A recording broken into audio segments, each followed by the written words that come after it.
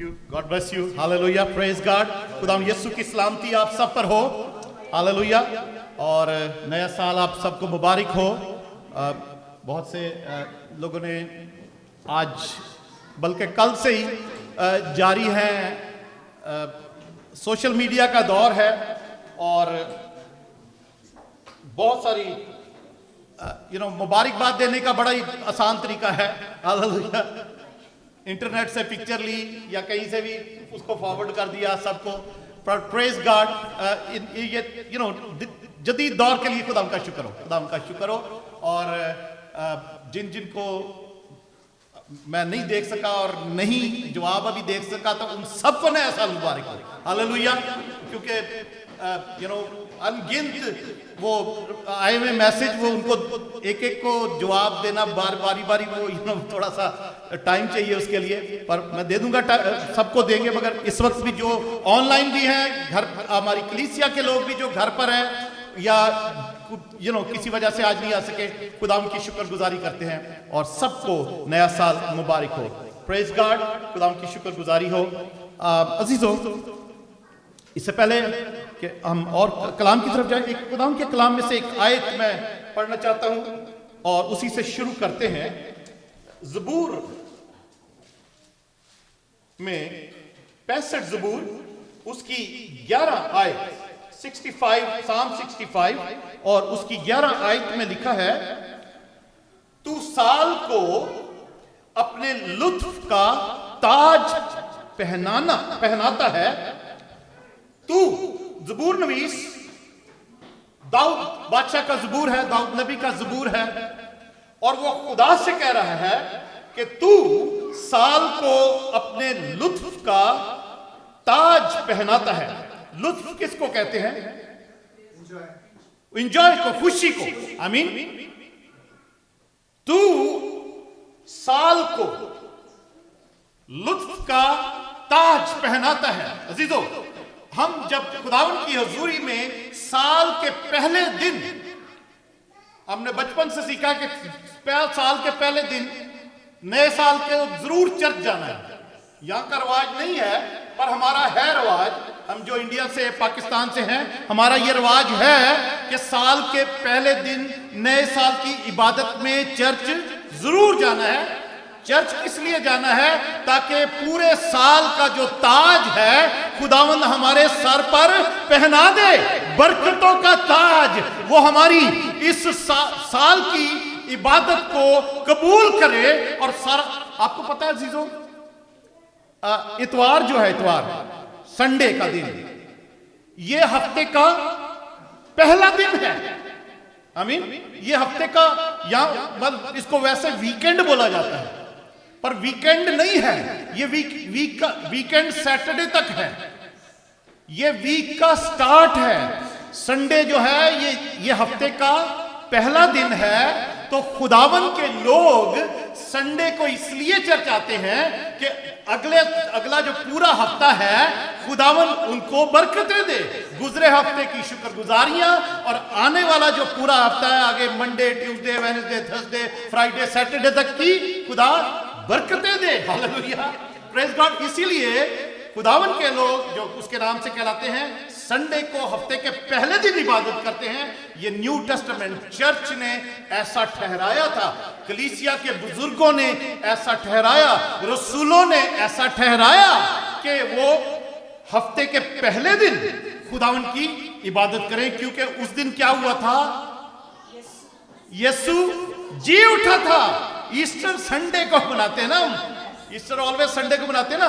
तो संडे के दिन, हफ्ते के पहले दिन खुदावन यीशु मसीह जी उठा था। उसको हम सेलिब्रेट करते हैं कि पूरे हफ्ते की, उसकी जिंदगी की, उसके जिंदा होने की बरकतें हमें मिले, आमीन।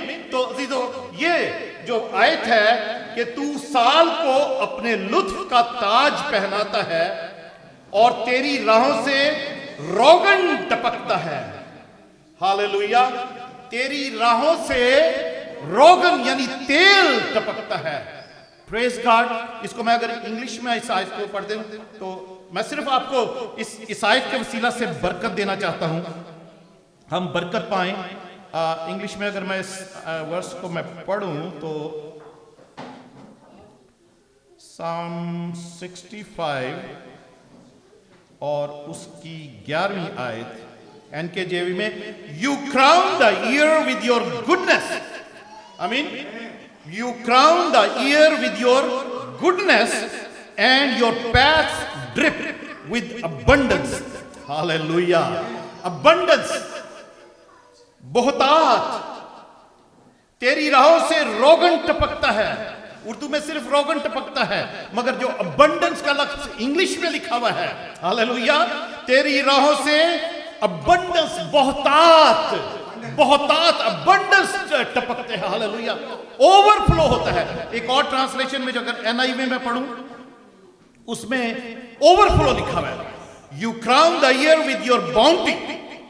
आई मीन योर बाउंटी, अपनी बरकतों से, अपनी शफकत से तू साल को ताज पहनाता है, और and your carts overflow with abundance. Hallelujah. तेरे जो कार्ट्स है, तेरी जो तेरी गाड़ियां हैं, वो ओवरफ्लो होती हैं तेरी बरकतों से. प्रेज गॉड अजीजों. इसलिए नए साल के दिन चर्च आना इतना ही जरूरी है. हालेलुया. अगर हम चाहते हैं कि अपने, आज मेरी दुआ है जितने उसकी हुजूरी में आए, जितने दुनिया में कहीं पर भी चर्च गए हैं आज, और या भी और जाएंगे शाम, कहीं किसी जगह शाम की बातें भी हैं. बहुत मुल्कों में ऑलरेडी न्यू ईयर हो चुका है, बातें हो चुकी, पाकिस्तान में भी, इंडिया में भी, सब जगह पर, और जगह पर मिडिल ईस्ट में भी. और जो खुदावन की हुजूरी में गए आज इबादत करने, आज उन पर खुदावन ने अपने लुत्फ का ताज पे रख दिया है. हालेलुया. आज यहां पर भी, इस घर में भी, जो जितने लोग उसकी इबादत के लिए आए हैं, आपके सिरों पर भी खुदावन ने अपने लुत्फ का ताज रख दिया है. उसको रिसीव करें. Praise God. उसको रिसीव करें. हालेलुया. आज हमारे कलाम का जो टॉपिक है, अभी हम गीत गा रहे थे, नाम जपा मैं तेरा. Praise God. हालेलुया. यीशु तेरी हमद सुनावा. अजीजों, यीशु मसीह के साथ जुड़े हुए सारे नाम उसकी कुव्वत, कुदरत और उसकी हिकमत और उसकी पाकीज़गी को जाहिर करते हैं, उसकी अथॉरिटी को जाहिर करते हैं. आमीन. आज जो नाम हम देखेंगे जो उसके नाम के साथ जुड़ा है, सबसे पहले पुराने अहदनामे में हम देखते हैं खुदा का नाम, जो मूसा को खुदा ने कहा जाके कह दे मैं हूं ने भेजा है, मैं जो हूं से हूं ने भेजा है. हालेलुया. उसके मैं हूं के साथ कुछ भी लगा दो. हालेलुया. कोई बरकत चाहिए वो लगा दो, वो उसका नाम है. हालेलुया. Praise God. क्योंकि कोई ऐसी लानत है, कोई ऐसी बीमारी है, परेशानी है, वो सब बदरुओं के नाम हैं. हमने अपने कानों से सुने हैं. कभी कभी बदरुएं निकालते हैं ना, तो बदरू से पूछो कौन है तू, वो कोई ना कोई बीमारी का नाम, किसी उलझन का नाम, परेशानी का नाम बताती बदरू, तो वो उनके नाम है. मगर खुदा की बरकतें जो हैं, उसकी जो भी हमारी जिंदगी में अच्छे काम है ना, उसके साथ यहोवा कर, वो मैं हूं के साथ कुछ भी लगा दो, खुदावन वो है. हालेलुया. खुदावन वो है. और यहोवा नाम उसका जो है वो कवेनेंट नाम है, अहद का नाम है, जो उसने एक अहद अपनी कौम के साथ बांधा. और फिर नए अहदनामे में भी जब हम उसको खुदावन कहते हैं, तो वो नया अहद भी उसने हमारे साथ बांधा है. यहोवा उसका नाम है. पुराने अहदनामे का यहोवा खुदा, नए अहदनामे का यीशु मसीह है. Praise God. वही है. Praise God. तो अजीजों, और इसके साथ हमने क्रिसमस पे और भी नाम देखते हैं. उसका नाम इमैनुअल रखेंगे कि खुदा हमारे साथ है. खुदा हमारे साथ है. वो उसका नाम रखा नहीं गया, पर उसके नाम का जो मतलब है कि यीशु, हम जानते हैं ना, यीशु मेरे नाल नाल रहता है, तो इसका मतलब क्या है? हम कहते हैं दैट्स इमैनुअल. आई मीन अगर दूसरे लफ्ज हम उसको देखें तो उसका मतलब है इमैनुअल, कि यीशु मेरे साथ है, यीशु मेरे नाल नाल है. आई मीन गीत बहुत सारे हैं, हम गाते भी हैं, दुआ भी करते हैं. इसके साथ एक और नाम जो हमने क्रिसमस पे प्रीच किया जाता है, यीशु नाम. उसका नाम यीशु रखना, क्योंकि वही अपने लोगों को उनके गुनाहों से निजात देगा. तो यीशु का मतलब क्या है? निजात देने वाला, अपने लोगों को उनके गुनाहों से निजात देने वाला। आमीन। और उसका नाम फिर आगे मसीह, तो उसका है उसका टाइटल है मसाया, क्योंकि वो मसाया है। आमीन। उसका क्या मतलब है? मसा किया हुआ, अनॉइंटेड वन। आमीन। उसका जो मसाया नाम है, मसीह नाम है, उसकी वजह से हमारी जिंदगी में उसकी अनॉइंटिंग, उसका मसा रहता है। आमीन। उसकी जो राहों पर हम जब चलते हैं तो उसकी राहों से रोगन टपकता है। हालेलुया। मसा का तेल टपकता है। Praise God. Hallelujah. Thank you Jesus. Hallelujah. I am excited about it. This is a very precious name. Hallelujah. एक और नाम है जो उसके नाम के साथ जोड़ दिया गया, वो है यीशु नासरी। हालेलुया। जीसस क्राइस्ट ऑफ नासरत। यीशु नासरी। यीशु नासरी के वो नासरत में पैदा नहीं हुआ, पैदा बैतलहम में हुआ। वो उसने तरबियत पाई, बड़ा हुआ, 30 साल की उम्र तक नासरत में रहा। आमीन। तो यीशु नासरी, अब पास्टर इसके लिए गीत लिखा था काफी साल पहले, यीशु नासरी दा जपो सारे ना ते डुबी बेड़ी तर जाएगी, उदा चर्चा करो सब था ते डुबी बेड़ी तर जाएगी। Praise God. हालेलुया। यीशु नासरी दा जपो सा, भी नाम जपा मैं क्या रहे यीशु का नाम जपे तो यीशु नासरी दा, तो पास्टर साहब ने यही गीत लिखा, यीशु नासरी दा जपो सारे ना डुबी बेड़ी तर जाएगी। हालेलुया। क्योंकि यीशु नासरी का जो नाम है ये मिरेकल वाला नाम है। इसके साथ मिरेकल जुड़े हुए हैं, इसके साथ शिफा जुड़ी हुई है, इसके साथ छुटकारा जुड़ा हुआ है। हालेलुया। यीशु का जो सिर्फ यीशु नाम है उसके साथ नजात जुड़ी हुई है। हालेलुया। उसके साथ उसकी अथॉरिटी जुड़ी हुई है। पर यीशु नासरी जो नाम हम पूरा लेते हैं जब, तो उसके साथ मिरेकल जुड़े हुए हैं, शिफा जुड़ी हुई है। हालेलुया। मौज से जुड़े हुए हैं, उसके नाम से मौज से होते हैं। कलाम में से कुछ हवाले देखेंगे। Praise God. और कुछ हवाले हम पढ़ते हैं पहले कि कैसे यीशु नासरी उसका नाम पड़ा, और यीशु नासरी का जो एक्चुअल में मतलब है वो क्या है। बेशक ये ऐसे ही कहा जाता है कि वो नासरत में जाकर रहा, नासरत में उसने तरबियत पाई, इसलिए उसको नासरी बोलते हैं। That is true, that is yes, that is a fact also. But नासरी का कुछ और भी मतलब है, जिसकी वजह से मौजज़े होते हैं। हालेलुया। जिसकी वजह से मिरेकल्स होते हैं। क्योंकि किसी का भी किसी शहर के साथ नाम जोड़ना जो है वो कोई उसके अंदर कोई मौजों वाली बात नहीं है। अब जैसे जाति जूलियत का नाम क्यों था? उसका नाम तो जूलियत था। आई मीन वो जात का रहने वाला था। आई मीन इसीलिए उसको जाति जूलियत कहते थे। जैसे यीशु को यीशु नासरी कहते जात का। और ऐसे बाइबल में बहुत सारे नाम हैं। वो साउल, हाँ, तरसीस का साउल का भी ऐसे नाम था। और एक करीनी जिसने शमाउन करीनी, जिसने यीशु मसीह की सलीब उठाई थी, जिसको पकड़ लिया था, ये शमाउन करीनी उसका नाम था। वो करीनी का रहने वाला था, जो इंग्लिश में साइरीनी बोलते हैं, जो इस वक्त लिबिया है। आई मीन लिबिया को बोलते हैं साइरीनी। उसका पुराना नाम साइरीनी है, करीनी उसको। तो वो लिबिया से आया था।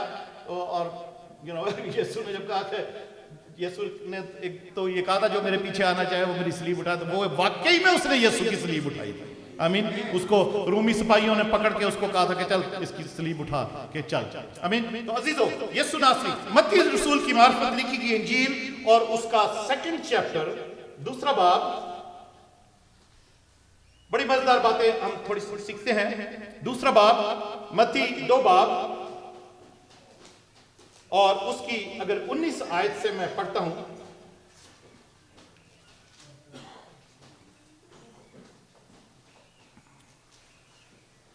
यहां पर यह लिखा है, जब हेरोदिस मर गया। कौन मर गया? हेरोदिस बादशाह। ये इससे पहले अगर हम देखें पढ़े तो ये उस वक्त लिखा गया कि जब खुदा यीशु मसीह पैदा हुए और उसके बाद मुकद्दस यूसुफ को खुदा के फरिश्ते ने कहा कि तू इस बच्चे को ले और मिस्र चला जा, क्योंकि जो मजूसी थे वो जब आए थे हेरोदीस के पास गए और उससे कहा कि बादशाह पैदा हुआ है, कहाँ है? तो हेरोदीस ने कहा यहाँ तो नहीं है, तुम जाके देखो, जहाँ पे भी है तुम मुझे भी आके बताना, तो मैं उसको सिजदा करने जाऊंगा। एक्चुअली हेरोदीस के लिए तो वो बड़ी एक अजीब बात थी कि कौन बादशाह मेरे अलावा पैदा हो गया है, या हमारे महल में तो किसी का बेबी नहीं हुआ, या मेरा तो कोई बेटा नहीं पैदा हुआ, और कौन बादशाह पैदा हो गया। तो ये भी उसने हो सकता समझा हो कि मजूसियों ने वैसे ही कह दिया, या बट मजूसी जब उसके पास वापस नहीं आए, क्योंकि मजूसियों को खुदा ने कहा कि तुम उसके पास वापस नहीं जाना, तुम अपनी राह ले लो। तो उसके बाद हेरोदिस ने जब तफ्तीश की कि नहीं, कोई वाकई एक बच्चा यहूदियों का बादशाह पैदा हुआ है, और उसको मिला तो नहीं, उसने बच्चे में 2-2 साल तक के बच्चे मरवाने शुरू कर दिए। तो खुदा ने कहा कि इस बच्चे यूसुफ को कहा कि ये बच्चे को ले मिस्र चला जा, और मिस्र से, और जब तक यहां पर इसलिए ये लिखा कि जब खुदा ने यूसुफ को फिर से कहा है कि जब हेरोदिस मर गया तो देखो खुदा के फरिश्ते ने मिस्र में यूसुफ को ख्वाब में दिखाई देकर कहा। यूसुफ को ऑलवेज ख्वाब में ही फरिश्ते ने सारे पैगाम दिए हैं। आमीन। सारे पैगाम ख्वाब में ही यूसुफ को मिले, मगर खुद यूसुफ ने सोकर उठकर उनको सिर्फ ख्वाब समझकर ऐसे ही नहीं कर दिया, उसको इग्नोर नहीं किया।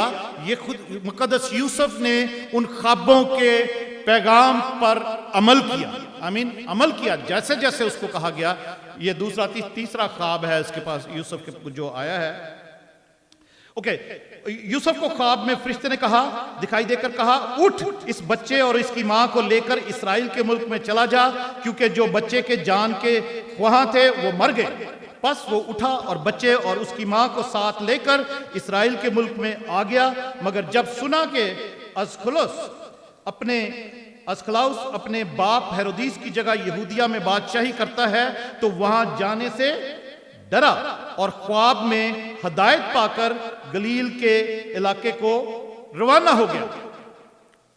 ये चौथा ख्वाब आया कि नहीं, वहां नहीं, फिर गलील को चला जाओ। ओके, और नासरत नाम एक शहर में जा बसा, ताकि जो नबियों की मार्फत कहा गया था वो पूरा हो कि वो नासरी कहलाएगा। अजीजों, पुराने अहदनामे में या नबियों के सहीफों में या ज़बूरों में नासरत का नाम कहीं पर भी नहीं है। कहीं पर नासरत का नाम नहीं आया।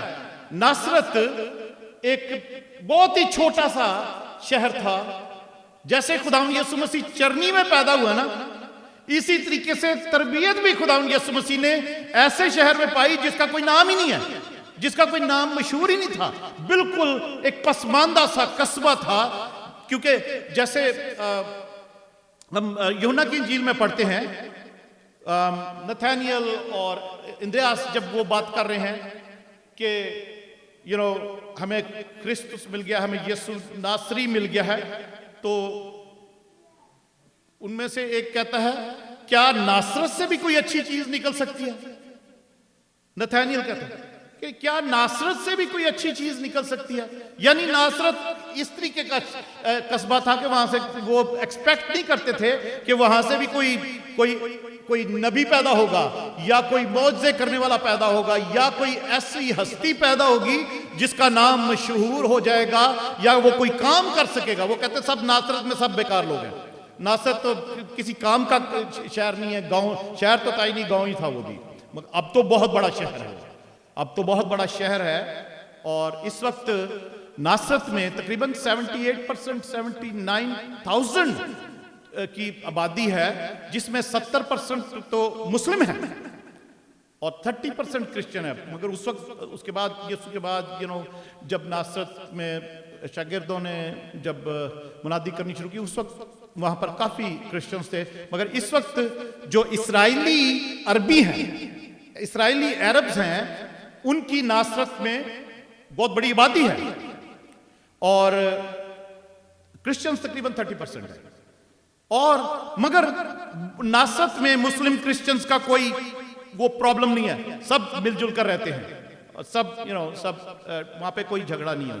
आई मीन तो अजीजों, और नासरत जो है वो यरूशलेम से तकरीबन 70 मील के फासले पर था। 70-80 मील का फासला है नासरत का और यरूशलेम या बैतलहम 6 मील दूर है, और मगर नासरत से यरूशलेम जो है वो तकरीबन 70 मील का फासला है। अब आप देखो कि जब हम पढ़ते हैं कि मुकद्दसा मरियम और यूसुफ, जैसे लास्ट संडे को भी पास्टर जेकब बात कर रहे थे कि वहां जो पहली इसम नवीसी हुई अपने नाम लिखाने के लिए नासरत से आए थे यरूशलेम, 70 मील का फासला करके आए थे। उन दिनों में गाड़ियां नहीं होती थी, ट्रक नहीं होते थे, टैक्सियां, बसें, ट्रेनें, जहाज कुछ नहीं होता था। कैसे आए होंगे? आई मीन घोड़े पे, गधों, गाड़ियों पे, इसी तरीके से आए होंगे, सारे काफले के साथ ही आए सारे, मगर इस तरीके से ही आए, पैदल ही आते थे वो, आई मीन। तो अजीजों, यहां पर ये हम देखते हैं कि यहां लिखा है कि उसका नाम यीशु नासरी रखेंगे, वो नासरी कहलाएगा, ठीक है, ताकि वो नबियों की मार्फत जो कुछ लिखा गया, मैंने आपको बताया कि नबियों पुराने आदनामे में ही हुए ना नबी, तो उन्होंने जो कुछ लिखा है, नासरत का नाम वहां पर नहीं है, मगर आपको मैं बताता हूं कि नबियों की मार्फत ये जो यहां पर बात कही गई है, ये इसका क्या मतलब है। आई मीन ये आपको पुराने आदनामे में कहीं नहीं मिलता। जैसे और भी स्क्रिप्चर्स हम पढ़ते हैं कि ऐसा कहा गया है, ऐसा लिखा है, ये सारा कुछ तो वो लिखा हुआ है, बहुत सारी जगहों पे लिखा है, बहुत सारी जगहों पे चीजें लिखी हुई हैं, मगर ये चीज जो है ये डायरेक्टली नहीं लिखा हुआ है। आई मीन कि वो नासरी कोई ऐसी पेशन गोई नहीं है, पर एक डिफरेंट किस्म की पेशन गोई है जिससे उसका नाम जो है मिरेकुलस नेम बन जाता है, यीशु नासरी का जो नाम है। आई मीन और इसके साथ अगर लूका 4 बाब में चले हम, लूका 4,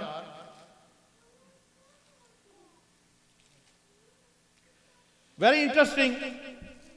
हम बहुत दफा सुनते भी हैं, हमें पता भी है यीशु को यीशु नासरी भी बोलते हैं। लूका 4 बाब और उसकी 16वीं आयत से अगर मैं पढ़ूं,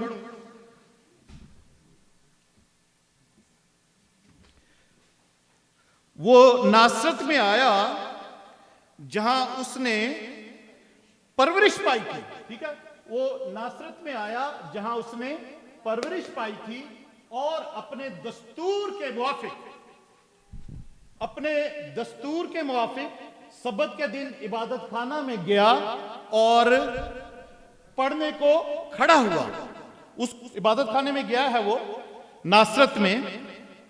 उससे पहले कि वो नासरत जाए, बपतिस्मा लेने के बाद, खुदावंद यीशु मसीह की बात कर रहा हूं, 40 दिन बियाबान में शैतान से आजमाए जाने के बाद खुदावंद यीशु मसीह रूल कुदस की कुदरत से भरा हुआ, यहां पे 14 आयत में लिखा हुआ है और 13वीं आयत से मैं पढ़ता हूं, जब इब्लीस तमाम आजमाइशें कर चुका तो कुछ अरसा के लिए उससे जुदा हुआ, फिर यीशु रूह की कुवत से भरा हुआ गलील को लौटा और सारे गिरदोनवा में उसकी शोहरत फैल गई और वो उनके इबादत खानों में तालीम देता रहा और सब उसकी बड़ाई करते रहे।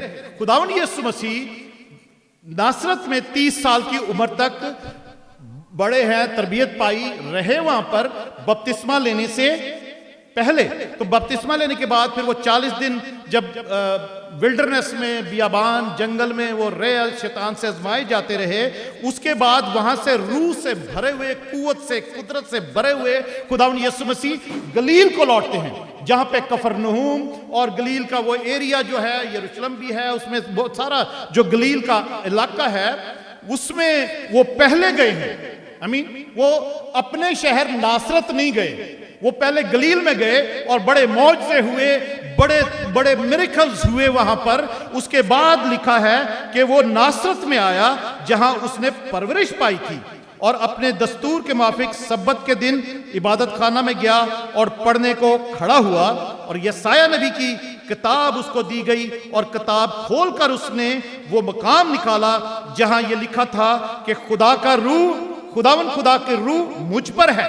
आमीन, कि वो बताना ये पड़ा कि मैं मसाया हूं, हालेलुया, मैं अनॉइंटेड वन हूं, प्रेज गॉड, मैं अनॉइंटेड वन हूं। इससे पहले कि उसको वो जाने के वो नासरी भी है, या नासरी कहलाता है, नासर से क्योंकि वो वहीं रहा है, उसने गलील के नासरत में आके सबसे पहले ये बात डिक्लेयर की कि मैं मसाया हूं, खुदावन का रूह मुझ पर है, इसलिए कि उसने मुझे गरीबों को खुशखबरी देने के लिए मसा किया, उसने मुझे भेजा है कि कैदियों को रिहाई और अंधों को बिनाई पाने की खबर सुनाऊं, कुचले हुओं को आजाद करूं और खुदावन के साले मकबूल की मुनादी करूं।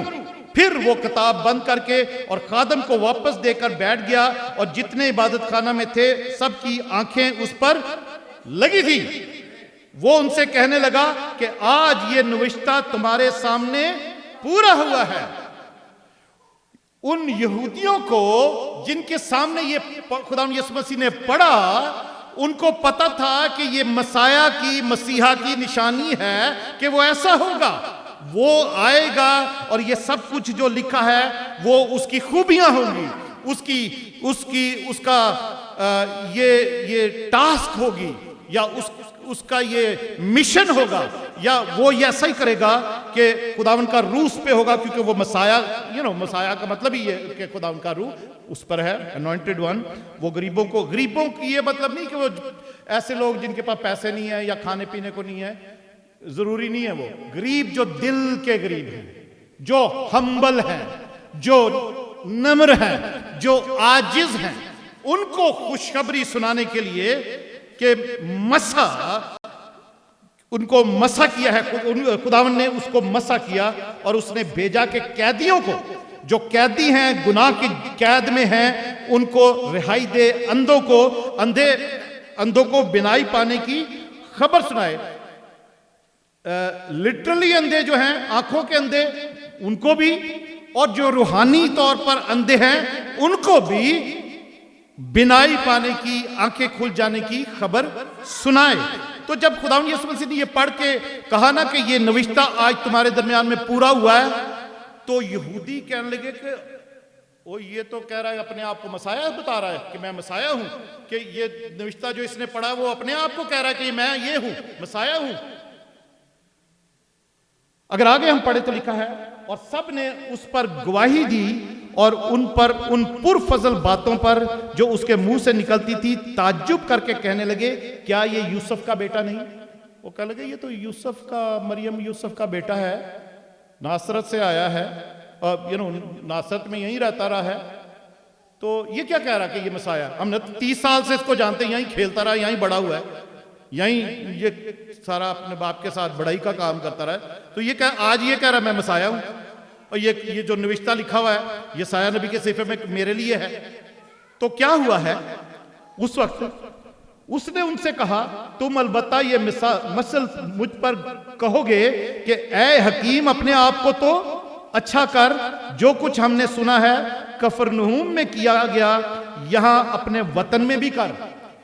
उन्होंने सुन लिया था, उनको पता था कि ये कफरनहूम से आ रहा है, और कफरनहूम में जब बपतिस्मा लेने के बाद खुदावंद यीशु मसीह गलील में गए हैं, कफरनहूम में गए हैं, वहां बड़े मौजज़े हुए हैं, वहां पर शिफा हुई है, छुटकारा हुए हैं, बदरुएं दूर हुई हैं, और इन लोगों ने जो नासरत के थे उन्होंने ये सुन लिया था, और वो कहने लगे कि जो मौजज़े वहां पर हुए हैं यहां पर भी कर, यहां पर भी कर, तू ये इस नासरत में भी कर। तो अजीजों वहां पे लिखा है, और उसने कहा, मैं तुमसे सच कहता हूं कि कोई नबी अपने वतन में मकबूल नहीं होता। घर की मुर्गी दाल बराबर अहम मिसाल है, घर की मुर्गी दाल बराबर। कहता कोई नबी अपने मुल्क में जो है वो इज्जत नहीं पाता, मकबूल नहीं होता। लोग समझते ठीक है यार, ठीक है, ऐसे ही मेरे साथ भी ऐसा ही है, तुम्हारे साथ भी ऐसा ही है, बाहर के नहीं, खुदा का शुक्र है सब हमारी कलीसिया इज्जत करती है, और बट उतनी नहीं करती जितने बाहर वाले करते हैं, जितने बाहर वाले हम पर यकीन करते हैं, और उनकी जिंदगियों में मौजे होते हैं। मैं सही कह रहा हूं, आपको सही कह रहा हूं कि ऐसा ही है। और बहुत सारे ये खुदावंद यीशु मसीह ने कहा कि नबी अपने वतन में, अपने मुल्क में ऐसा नहीं होता। ऐसे वो मकबूल नहीं होता। और मैं तुमसे सच कहता हूं कि एलिया के दिनों में जब 3.5 बरस आसमान बंद रहा, यहां तक कि सारे मुल्क में सख्त काल पड़ा, तो बहुत सी बेवाएं इसराइल में थी, लेकिन एलिया उनमें से किसी के पास भेजा ना गया, मगर मुल्क सीदा के शहर सारपत में एक बेवा के पास। और अलीशा नबी के वक्त में इसराइल के दरमियान बहुत से कोढ़ी थे, लेकिन उनमें से कोई पाक साफ ना किया गया, मगर नमान सुरयानी जितने इबादत खाने में थे इन बातों को सुनते ही गुस्सा से भर गए, क्योंकि खुदावंद यीशु मसीह ने मिसाल दी कि एलिया जो इतना बड़ा नबी था, जब काल पड़ा है तो उसको खुदा ने इसराइल में जो जितनी बेवाएं थी उनके पास नहीं भेजा, सारपत की बेवा के पास भेजा, जो यहूदी नहीं थी, जो उस कौम में से थी नहीं, जेंटाइल थी, गैर कौम थी, उसके पास एलिया को भेजा कि वो उसकी टेक केयर करे और उसको एलिया बरकत दे। जो यहूदियों के पास नहीं भेजा, क्योंकि यहूदी जो वो यूना में हम पढ़ते हैं ना, वो अपनों में आया, अपनों ने उसे कबूल नहीं किया। इसी तरीके से फिर वो खुदावंद यीशु मसीह अलीशा नबी की मिसाल देते हैं कि इसराइल में बहुत कोढ़ी थे। आपको पता है जब बाइबल पढ़ने वालों को, इसराइल में कोढ़ी बहुत कोढ़ी थे, यहूदी बहुत सारे कोढ़ी थे, पर इतना वो ईमान नहीं रखते थे। खुदा ने अलीशा को नुमान कोढ़ी को पास भेजा, या नुमान कोढ़ी को अलीशा के पास भेजा कि वो उसको शिफा दे, क्योंकि नुमान कोढ़ी भी यहूदियों में नहीं था, वो भी एक गैर कौम में से था, गैर यहूदी था। तो ये सुनकर यहां पर जो जितने वो फकी, फरीसी और यहूदी बैठे थे, उनको क्या हो गया, वो गुस्से से भर गए, कहर से भर गए कि ये हमें कुछ समझ नहीं रहा, और इसने कैसी मिसाल दी है, और अपनी भी ऐसे ही कह रहा है कि मैं यहां पर मौजज़े नहीं कर सकता। जो गलील में किए हैं, अपने शहर में, अपने मुल्क में, नासरत में मैं ये मौजज़े नहीं मुझसे होंगे, क्योंकि तुम मुझे गैर ही समझते, तुम मुझे वो घर की मुर्गी दाल बराबर ही समझ रहे हो, यहां पर वो मौजज़े नहीं होंगे, इसलिए मैं वो कर ही नहीं सकता। तो नासरत वालों ने खुदावंद यीशु मसीह को रिजेक्ट किया है। और यहां पर आगे पढ़ते हैं, और वो ये सुनते ही गुस्से से भर गए और उठकर उसको शहर से बाहर निकाला और उस पहाड़ की चोटी पर ले गए जिस पर उनका शहर आबाद था, ताकि उसे सर के बल गिरा दें, मगर वो उनके बीच में से निकलकर चला गया। फिर वो गलील के शहर कफरनहूम को गया और सब्बत के दिन उन्हें तालीम देने लगा। खुदावंद यीशु मसीह, नासरत के लोगों ने खुदावंद यीशु मसीह के साथ इतना सलूक किया, ऐसा सलूक किया, जहां पर वो बड़े पले 30 साल तक वहां पर रहे, और उन नासरत के लोगों ने ये भी सुना कि गलील में, कफरनहूम में इस शख्स ने कैसे कैसे मौजज़े किए हैं, मगर वहां पर नासरत में उन लोगों ने खुदावंद यीशु मसीह को खत्म करना चाहा। पहाड़ की चोटी पर ले गए कि उसको वहां से धक्का देंगे और वो गिरकर मर जाएगा, पर लिखा है खुदावंद यीशु उसमें से निकल गया, किसी तरीके से वो निकल गया। खुदा का इंतजाम था उसको बचाने का, वो निकल गया, और या तो वो उनकी आंखों के आगे अंधेरा आ गया होगा, खुदावंद यीशु मसीह को निकल गया, जैसे जो भी है, मतलब, मगर यहां लिखा कि वो उसको कोई नुकसान ना पहुंचा सके, और वो उसमें से निकल गया। तो अजीजों, यसाया नबी के सहीफे में चलते हैं, 11वें बाब में, और उसकी पहली आयत, यसाया 11 बाब और उसकी पहली आयत में अगर हम पढ़ें तो यहां लिखा है,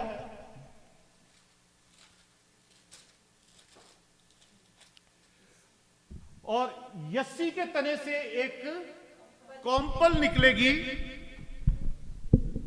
और उसकी जड़ों से एक 12 शाख पैदा होगी।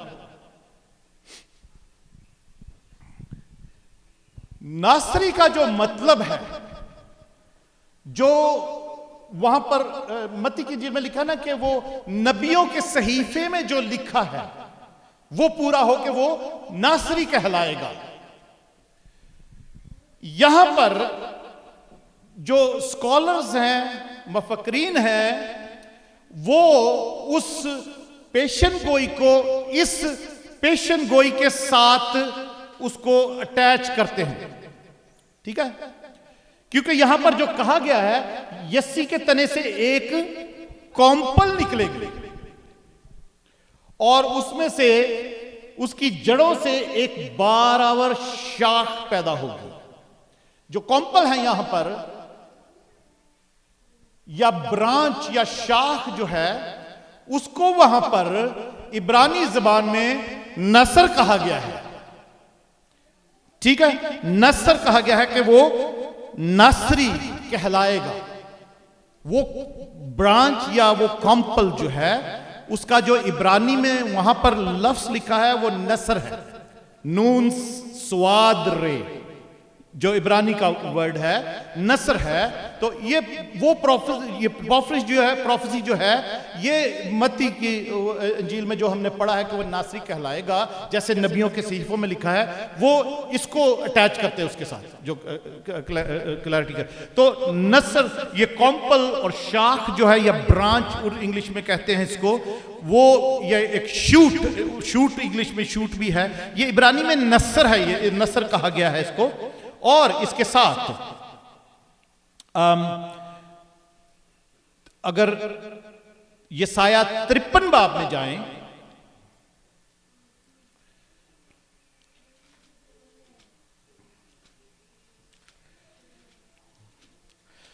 तो 53 बाब में 53, आइज़ाया 53 में, यहां पर अगर उसकी दूसरी आयत में पढ़ें तो लिखा है, पर वो उसके आगे कॉम्पल की तरह और खुश्क जमीन से जड़ की मानी फूट निकला है, ना उसकी कोई शक्ल और सूरत है, ना खूबसूरती। जब हम उस पर निगाह करें तो कुछ हुस्न जमाल नहीं कि हम उसके मुश्ताक हों। ये किसके बारे में प्रोफेसी है? सबको पता है, यीशु मसीह के बारे में।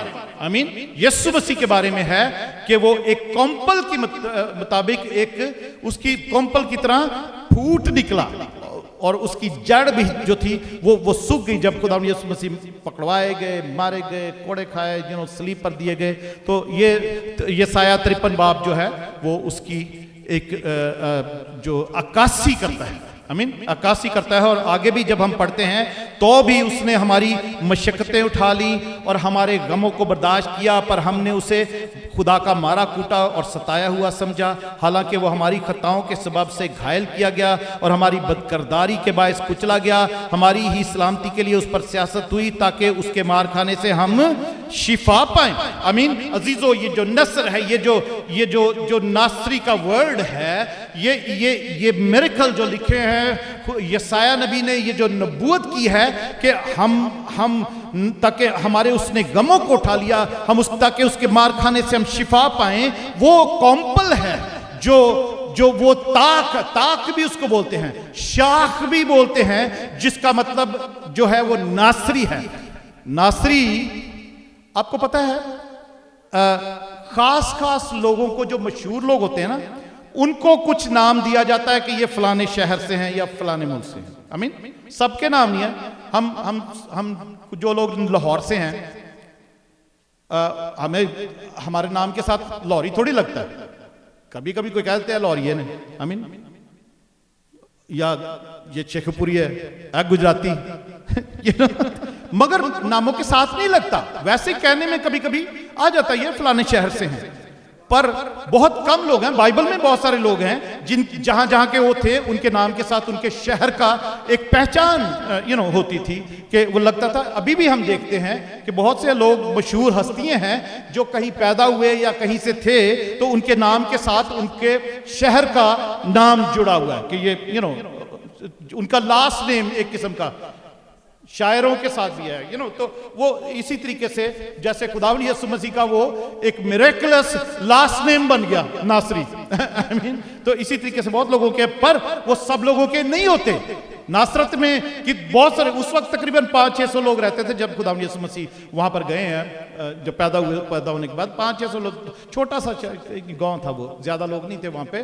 तो और वहां के सारे लोग जो या अभी भी जो लोग हैं उनको कोई नासरी थोड़ी उनके नाम के साथ लगता, मगर यीशु के नाम के साथ इसलिए कि वो मौजज़ात से भरा हुआ नाम था। हालेलुया। उस नाम ने, उस कॉम्पल ने, उस जड़ ने, उस जो शाख निकली थी, उसने हमारे गम बर्दाश्त किए। हालेलुया। उसने हमारी मशक्कतें उठा ली, उस पर सियासत हुई हमारी सलामती के लिए, ताकि उसके मार खाने से हम शिफा पाए। हालेलुया। इसलिए उसका नाम नासरी रखा गया था। मैं आगे पढ़ते हैं, बताता हूं कहां पर।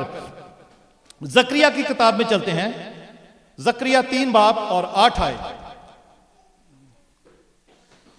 जकरिया 3 बाब उसकी 8 आयत। बस 5-7 मिनट में इसको हम कुछ चीज़ों को देखते हैं, फिर हम दुआ करेंगे। जकरिया 3 बाब और उसकी 8 आयत में लिखा है, अब ए यशुआ सरदार काहिन सुन, तू और तेरे रफीक जो तेरे सामने बैठे हैं वो इस बात का ईमा है कि मैं अपने बंदा यानी शाह को लाने वाला हूं। मुझे जकरिया से याद आया, हमने जकरिया की किताब शुरू की थी, बहरहाल 4-5वें बाब तक पहुंचे थे, फिर उसके बाद साल हो गया, उसके बाद हमने, मेरा ख्याल है नेक्स्ट वीक से जकरिया की किताब फिर से शुरू कर लें, क्योंकि ये एंड टाइम्स हैं, इसमें एंड टाइम की प्रोफेसीज हैं बहुत। आमीन। आखिरी वक्त की ये जकरिया की और किताब बड़ी इंपॉर्टेंट किताब है, इसमें बहुत सी पेशन गोइयां हैं खुदा यीशु मसीह के दोबारा आने की जो है, तो और कैसे खुदा ने यीशु मसीह ने कहां पर आना है वो जकरिया की किताब में है। तो मेरा ख्याल है कि नेक्स्ट वीक से इसको शुरू करते हैं दोबारा से, ताकि ये किताब हम ओल्ड टेस्टामेंट तो खत्म कर लेना कम से कम। आमीन। तो खुदावन कहता है कि इस बात में ईमा है कि मैं अपने बंदा यानी किसको भेजूंगा, शाह को भेजूंगा, नसर को भेजूंगा, नासरी को भेजूंगा, मैं अपने बंदा नासरी को भेजूंगा, शाह को लाने वाला हूं। हालेलुया। लाने वाला हूं, ये प्रोफेसी है ना, नबूवत है आने वाले वक्त के लिए। तो खुदा कह रहा है कि मैं उसको उस शाह को लाने वाला हूं। किसको? वो शाह कोई दरख्त नहीं है, वो कौन है? बंदा। हालेलुया। वो खुदा कह रहा है अपने बंदा यानी शाख को लाने वाला हूं। वो शाख कोई दरख्त की शाख नहीं है, कोई फूलों की शाख नहीं है, किसी झाड़ी की शाख नहीं है, वो बंदा है। आमीन। वो बंदा है।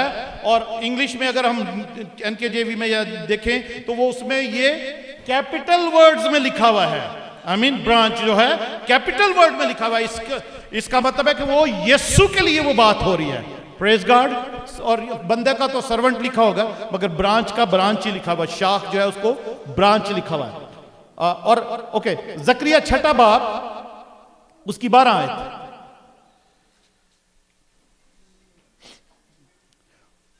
और उससे कह कि रब्बुल फाज यूं फरमाता है कि देख वो शख्स जिसका नाम शाख है, वो शख्स।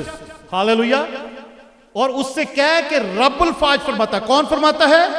रब्बुल फाज। जकरिया नहीं, रब्बुल फाज खुदा फरमा रहा है कि देख वो शख्स जिसका नाम शाख है, उसके ज़ेरे साया खुशहाली होगी।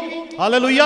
आज मेरी दुआ है कि खुदावन यीशु मसीह जो शाख है, जो यीशु नासरी है, उसके साए के नीचे आ जाएं, तो उसके ज़ेरे साया आपकी जिंदगी में खुशहाली होगी। जो उसके साए के नीचे आ जाए उसकी जिंदगी में खुशहाली होगी।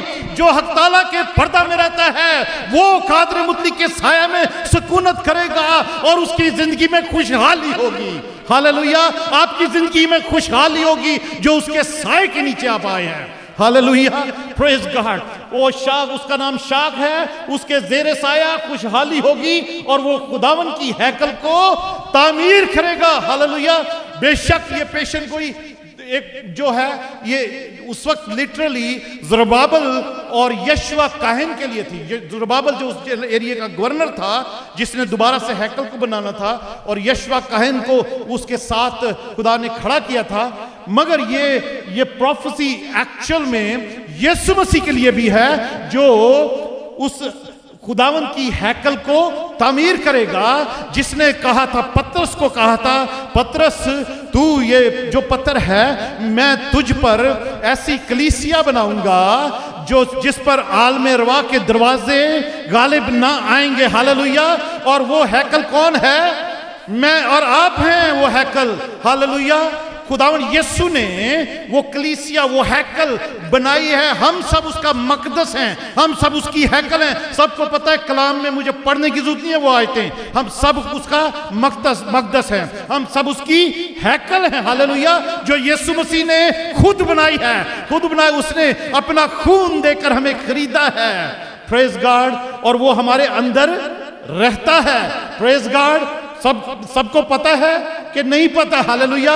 Praise God. वो हमारे अंदर रहता है, उसने हमें तामीर किया है। Praise God. ज़ुरुब्बाबेल ने तो पत्थर और ईंटों की हैकल बनाई थी, आमीन, दोबारा से जो बनाई थी, पर खुदावन यीशु मसीह ने वो हैकल बनाई है जिसमें वो रहता है। हालेलुया। और वो मैं और आप है। Praise God. यीशु मसीह नासरी आपके अंदर रहता है, मेरे अंदर रहता है। Praise God. Thank you Jesus. Hallelujah. उसका नाम शाख है। हालेलुया। Praise God. वो यीशु नासरी का ये मतलब, अजीजों, मैं इसलिए आपको बता रहा हूं कि ये प्रोफेसी जो कि वो नासरी कहलाएगा, सिर्फ उस शहर के साथ नहीं, उस शहर, वो तो शहर कुछ था ही नहीं, वो उस शहर का तो कोई वक़्त नहीं थी, उस शहर की कोई वैल्यू नहीं थी, पर यीशु वहां पर बड़ा पला और उस यीशु के साथ उस शहर का नाम जुड़ गया। इस वक्त वो बहुत बड़ा शहर है, इस्राएल का एक बड़ा शहरों में से वो शहर है इस वक्त। मगर यह है कि वो शहर मशहूर हो गया। हालेलुया। उस शहर की मशहूरी हो गई। उस शहर में, वो शहर के वसीला से वो यीशु मसीह जिसके जो टाइम को भी कंट्रोल करता है, जिस वक्त वो पैदा हुआ है उससे पहले का अरसा बीसी कहलाता है, before Christ. Hallelujah. Praise God. Calendar ही उसके ऊपर घूमता है। Praise God. Hallelujah. Thank you Jesus. Okay, दो तीन चीजें अमाल की किताब में, दूसरा बाब, अमाल 2 बाब और उसकी 22 आयत।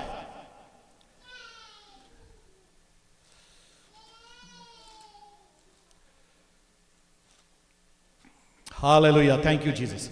2 बाब उसकी 22 आयत लिखा है। Praise God. हालेलुया।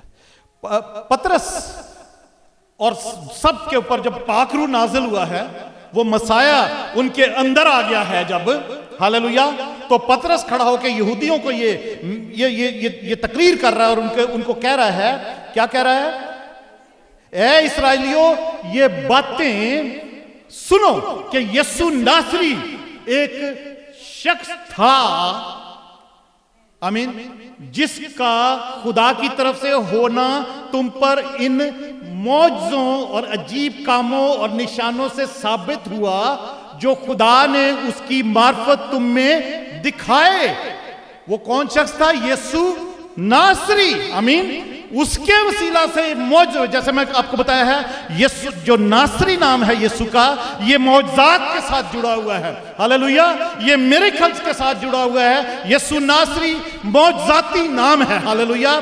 खुदा के बंदा, खुदा के कलाम का, खुदावन यीशु के बेटे का मौजज़ाती नाम है, जो अजीब कामों और निशानों से साबित हुआ, जो खुदा ने उसकी मार्फत तुम में दिखाए, चुनाचे तुम आप ही जानते हो इस बात को तुम आप ही जानते हो कि वो नासरी कहलाया गया। अजीजों, आपको एक और पता नहीं, आपको तो सुना, बहुत सारे लोगों को पता है इस बात का कि शुरू में उसको पढ़ते हैं, 1 मिनट, 3 बाब और उसकी 6 आयत। अमाल 3 बाब उसकी 6 आयत। पतरस ने कहा, चांदी सोना तो मेरे पास है नहीं, मगर जो मेरे पास है वो तुझे दिए देता हूं। यीशु मसीह नासरी के नाम से चल फिर। हालेलुया। Praise God. पतरस और इंद्रियास जा रहे थे दुआ करने के लिए दोपहर के वक्त, तो वो अजी पतरस ने कहा चांदी सोना तो मेरे पास है नहीं। एक लंगड़ा बैठा हुआ था वहां पर जो हैकल के दरवाजे के पास, उससे कहने लगे कि सोना चांदी तो हमारे पास है नहीं, पर जो कुछ मेरे पास है। पतरस के कहने का मतलब था कि मेरे पास यीशु नासरी है। हालेलुया, प्रेज गॉड, मेरे पास यीशु नासरी है, वो मैं तुझे दिए देता हूं। हालेलुया, ये ले यीशु नासरी और उठ जा। और लिखा है वो लंगड़ा उठ के खड़ा हो गया था। Praise God. और उसके बाद यहूदियों में बड़ी तकरार हुई, बड़ा बहस हुई कि ये कैसे ठीक हो गया ये। आमीन। तो अजीजो, यीशु नासरी जो पतरस के अंदर आ गया था पेंतिकोस्त के दिन, वो पतरस कहता है कि मेरे पास सोना चांदी तो अब नहीं है, मगर जो कुछ मेरे पास है ना, वो तुझे शिफा दे सकता है, तुझे उठाकर खड़ा कर सकता है। अजीजो, आज यीशु नासरी जो यहां पर मौजूद है, जो आपके अंदर रहता है, आज वो आपको, अगर आप बहुत मुद्दत से गिरे हुए हैं, कमजोर हैं, बीमार हैं, आज जो बहुत सारे हमारी कलीसिया के लोग बीमार हैं, बहुत से फोन आए हैं, खांसी, नजला, जुकाम, शोल्डर्स में पेन, बदन में पेन है, सर में दर्द है और बोला भी नहीं जा रहा, उन लोगों के लिए आज दुआ है। यीशु मसीह नासरी के नाम से वो सारा खांसी, नजला, जुकाम, बुखार, दर्द यीशु मसीह नासरी के नाम से दूर हो सबकी जिंदगियों से। यहां पर भी जो बैठे हैं, यीशु के नाम से सारे शिफा पाए। मेरे पास सोना चांदी नहीं है, जो कुछ मेरे पास है मैं आपको देता हूं। आज सारे शिफा पालें यीशु के नाम से, सारे शिफा पाएं यीशु मसीह नासरी के नाम से। हालेलुया। अमाल 10 बाब और उसकी 8 आयत में अगर हम पढ़ें, हालेलुया, तो वहां पर भी लूका इस बात को लिखता है। Hallelujah, thank you Jesus. 10 बाब और उसकी 38 आयत, सॉरी 10 बाब 38 आयत में लिखा है, यीशु नासरी को रूल कुदस और कुदरत से किस तरह मसा किया। हालेलुया। वो पहले मसाया बना है। Hallelujah, praise God. वो पहले मसाया बना है, फिर उसके बाद मसा होने के बाद उसका नाम नासरी पड़ गया था, क्योंकि नासरत से आया था। पर वो नासरत का ओरिजिनल मतलब तो यही था कि वो एक शाख ऐसी है जो वो हैकल तामीर करेगा और वो उसके अंदर जो उसके साया में रहेगा, उसकी जिंदगी में खुशहाली होगी। हालेलुया, ये बातों को याद रखना है वालों को। Praise God. तो अजीजों, यहां पे लिखा है यीशु नासरी को रूल कुदस और कुदरत से किस तरह मसा किया, और वो भलाई करता और उन सब को जो इब्लीस के हाथ से जुल्म उठाते थे शिफा देता फिरा, क्योंकि खुदा उसके साथ था। Hallelujah, praise God. यीशु मसीह नासरी का नाम ही शिफा देने वाला नाम है, उसका नाम ही भलाई करने वाला नाम है। हालेलुया, यीशु मसीह भलाई करता है, यीशु मसीह नासरी भलाई करता है हमेशा। Praise God.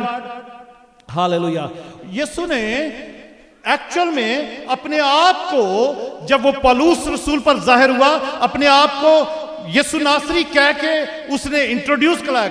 अमाल 8 बाब में 22 आयत में ऐसा लिखा है। अमाल 8 बाब और 22 आयत। हालेलुया।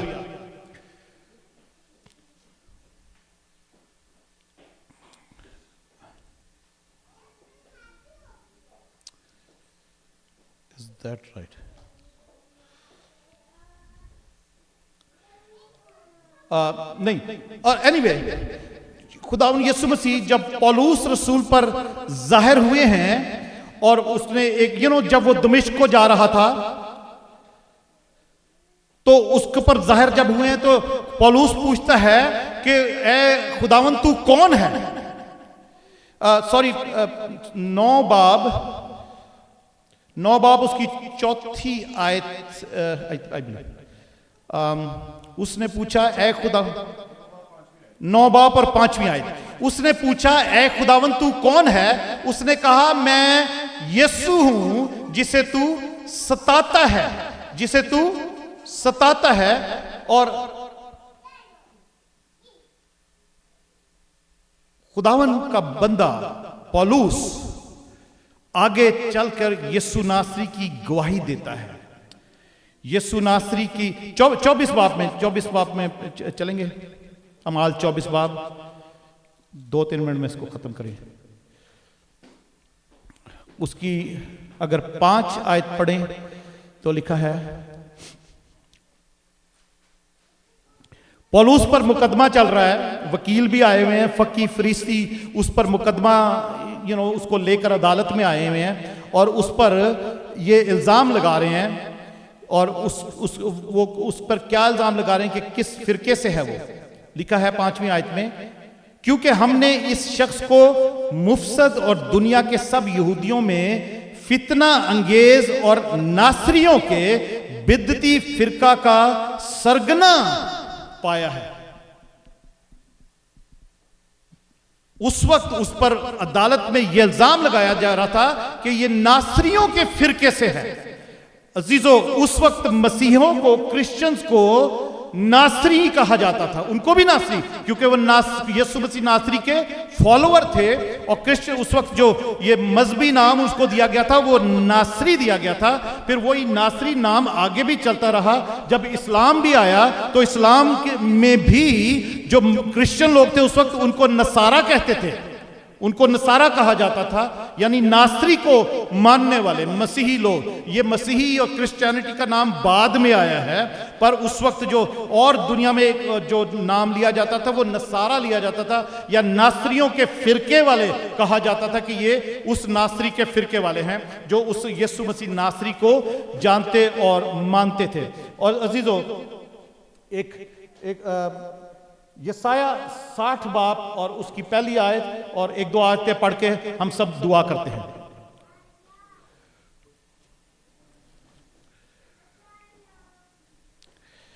यसाया 60 बाब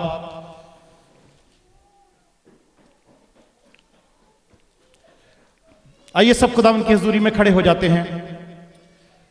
प्रेज गॉड, हालेलुया। 60 बाब उसकी पहली आयत में लिखा है, उठ मुनव्वर हो क्योंकि तेरा नूर आ गया और खुदावन का जलाल तुझ पर जाहिर हुआ। क्योंकि देख तारीकी जमीन पर छा गई और तीरगी उम्मतों पर, लेकिन खुदावंद तुझ पर तालिया होगा और उसका जलाल तुझ पर नमाया होगा।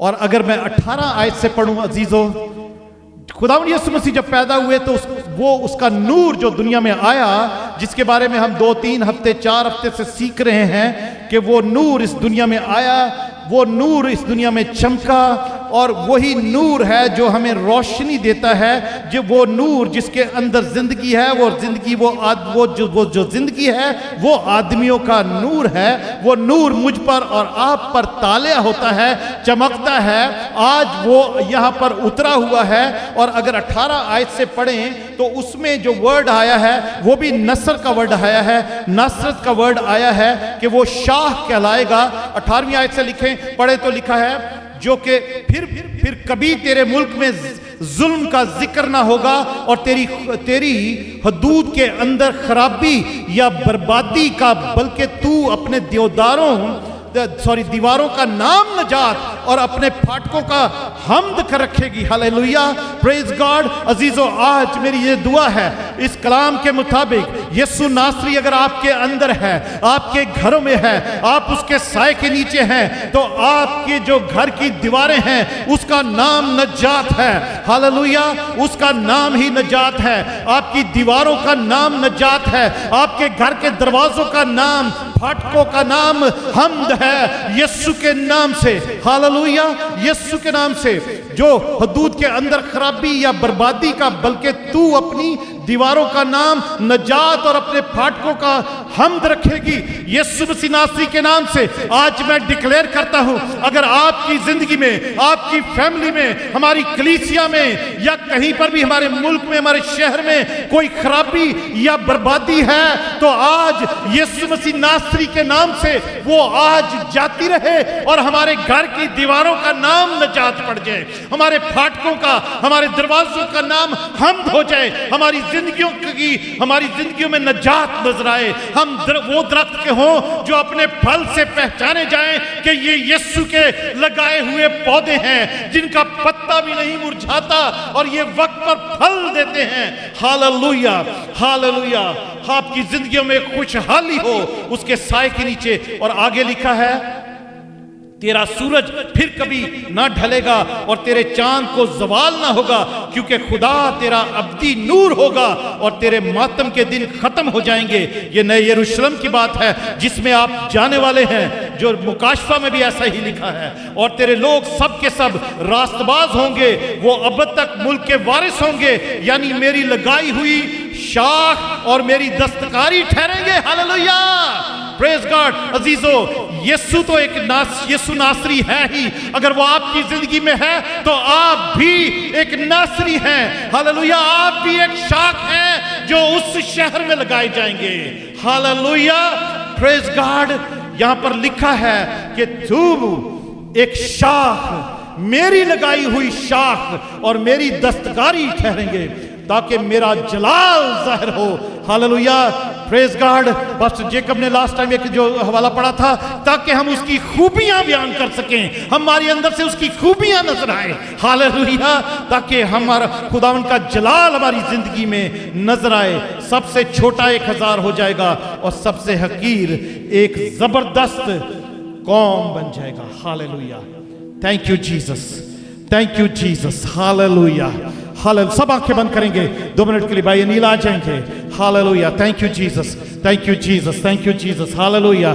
सब दुआ करें, अपने लिए दुआ करें, यीशु मसीह नासरी के नाम से दुआ करें। और आज यीशु मसीह नासरी के नाम से ये साल के इस पहले दिन आप अपने आप को कामयाब डिक्लेयर करें, अपने आप को, अपने आप की, अपनी जिंदगी का, अपने बच्चों की जिंदगी का कामयाबी का ऐलान करें, अपने ऊपर नबूवत करें कि आप उसके साए के नीचे हैं तो खुशहाली आपकी जिंदगी में है। कोई बर्बादी या खराबी आपकी जिंदगी में 2024 से या पिछले सालों से चली आ रही थी, आज यीशु मसीह नासरी के नाम से वो खराबी, वो बर्बादी, वो परेशानी, वो अंधेरा, वो बीमारी यीशु के नाम से आपकी जिंदगियों से दूर हो जाए। यीशु के नाम से दूर हो जाए, यीशु मसीह नासरी के नाम से दूर हो जाए। Hallelujah, praise God, thank you Jesus. और ये 2025 साल जो है, आज से शुरू करके दिसंबर 31 रात 12 बजे तक आपकी जिंदगियों में खुशहाली रहे, आपकी जिंदगियों में कामयाबी रहे, फतहमंदी रहे। हालेलुया। और खुदावन आसमानी खुशी आपके अंदर भरी रहे, जैसा पहले भी जिक्र किया गया था। आसमानी नेमतें आपके अंदर भरी रहे और आपको, आपकी हर किस्म की मायूसी जाती रहे, हर किस्म की नाउमीदी जाते रहे। यीशु मसीह नासरी के नाम से हर किस्म की बीमारी जाती रहे, तंगी जाती रहे, हर किस्म की कर्जे की लानत उतर जाए। यीशु के नाम से कर्जे पेड ऑफ हो जाए, सारे कर्जों की लानतें जाती रहे। इस साल में आपके सारे कर्जे उतर जाएं यीशु के नाम से। हालेलुया। आपके बच्चों में खुशहाली आ जाए यीशु मसीह नासरी के नाम से। हालेलुया, आमीन। Hallelujah, praise God.